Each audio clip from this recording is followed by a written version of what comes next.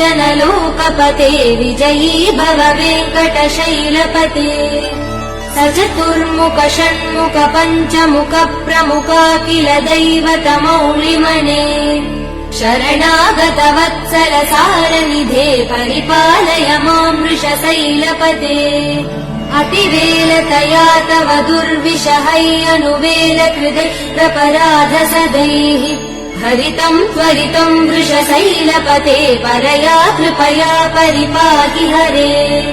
अधिवेङ्कटशैलमुदारमते जनताभिमतादिकदानरतात् परदेवदया गदितान् निगमैकमलादयितान् परं कलये